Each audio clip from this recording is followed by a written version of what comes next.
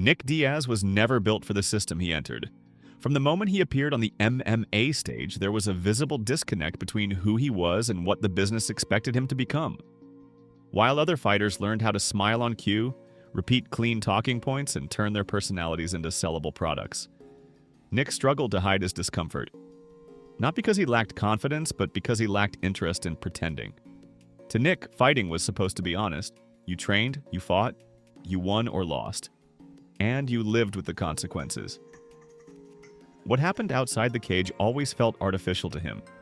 Press conferences felt staged, interviews felt invasive, promotion felt dishonest. Nick never understood why he had to perform outside the cage when the fight itself was already real and unforgiving. That confusion quickly turned into frustration. In a sport that quietly rewards obedience and cooperation, Nick offered resistance. He questioned authority, he challenged narratives, and sometimes he said nothing at all. Silence in this business is not neutral, it's threatening. Nick didn't chase approval from executives. He didn't build political alliances. He didn't play the long game that keeps careers safe even when performances decline. This story isn't about missed belts or unlucky timing. It's about what happens when a fighter refuses to become a character in someone else's script. Nick Diaz didn't lose his place overnight. He lost it slowly through friction, discomfort, and refusal. To understand Nick Diaz, you have to understand Stockton, California. Not as a location, but as an environment. Stockton didn't produce polish. It produced survival. There were no shortcuts, no glamour, and no guarantees.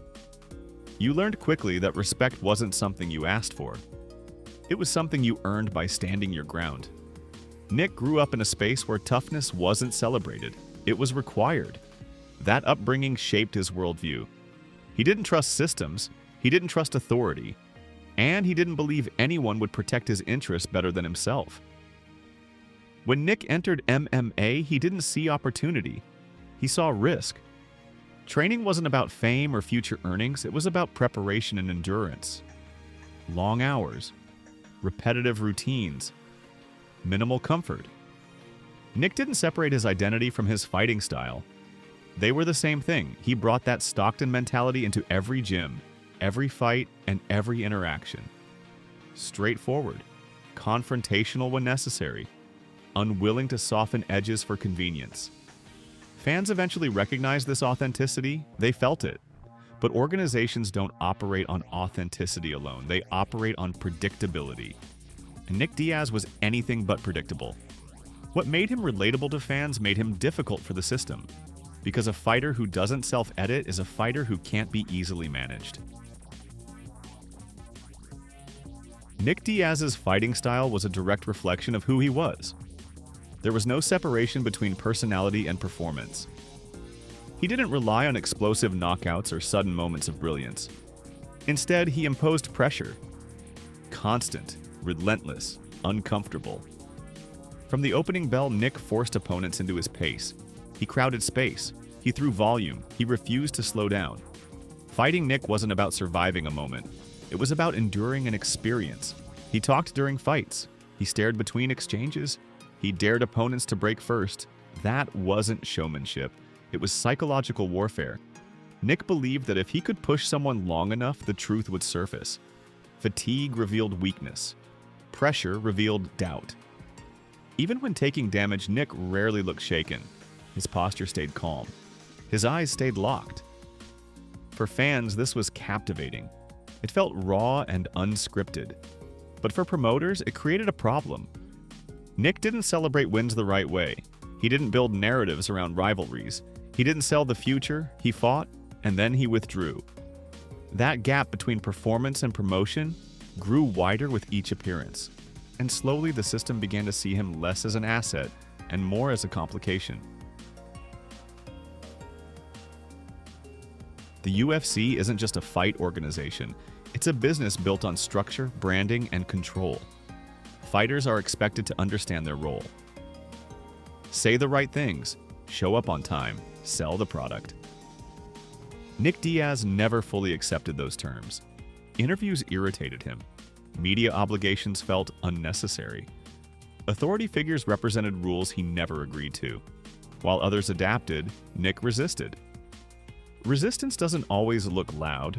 Sometimes it looks distant, uncooperative, uninterested. To a system, that's dangerous. Nick wasn't violent outside the cage. He wasn't reckless with his words. He was simply unwilling to perform enthusiasm. That refusal carried consequences.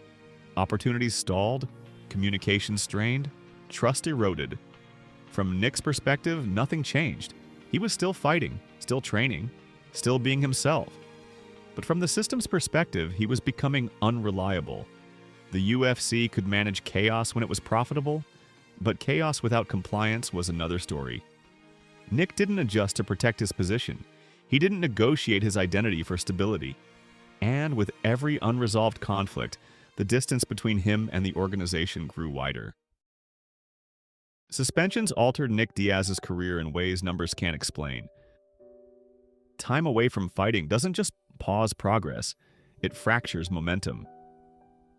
While divisions evolved and new stars emerged, Nick remained on the outside, training without a clear purpose, waiting without certainty. Every suspension reinforced the same message. You are not essential. Nick didn't campaign for sympathy. He didn't apologize publicly. He didn't play victim. Instead, he withdrew. Isolation in combat sports is dangerous. Fighting is identity, routine, structure. Remove that and everything feels unstable. The longer Nick stayed away, the easier it became for the system to move forward without him. Not because he lacked skill, but because he refused to bend. Silence compounded the damage. Fans speculated. Narratives formed without him. By the time doors reopened, years had passed. Prime moments were gone. The landscape had shifted. Suspensions didn't just take fights away. They took rhythm, confidence, and belonging. And yet, even through all of it, Nick never reshaped himself to fit expectations. When Nick Diaz finally returned, reality arrived with him. The sport was faster, younger, less patient. Fans wanted nostalgia. The system wanted control. Nick brought honesty. His body showed wear. Timing felt different. Absence had consequences. But mentally, nothing changed. Nick didn't sell false hope. He didn't mask disappointment. He didn't pretend the years away hadn't mattered. What audiences saw wasn't collapse. It was transparency. He existed in an uncomfortable space, too authentic for marketing, too real for scripted narratives. The system wanted resolution. Nick offered complexity. His return wasn't about dominance, it was about confronting reality without filters. And once again, that honesty came at a cost. Some people say Nick Diaz wasted his talent. They point to belts he never held and years he spent away. Others see something different. They see a fighter who protected something more valuable than titles. His identity. Nick never became a corporate champion, but he became a cultural icon. Fans didn't connect with him because he won everything. They connected because he never lied. In a sport full of performances, Nick remained himself. Uncomfortable, honest, unfiltered. That kind of legacy doesn't fit neatly into statistics. It lives in memory and respect. Nick didn't chase greatness as it was defined for him. He embodied it on his own terms, and that choice reshaped how people remember him. Ground and pound! Diaz loading up! Shamrock in trouble! Nick Diaz refused to play the game. And yes, he paid for it. He lost time. He lost opportunities. He lost moments that never return, but he avoided something worse, losing himself. In a system built on obedience, Nick chose resistance. In a business built on image, he chose truth. That choice cost him championships and stability, but it preserved integrity. Nick Diaz never reshaped himself to fit expectations. He never became a product. He never learned how to perform approval. Instead, he remained real, even when reality hurt. Some call that wasted potential. Others call it stubbornness. But for those who understand, it's authenticity. Nick Diaz didn't lose his career, he sacrificed parts of it, so he wouldn't have to become someone he wasn't.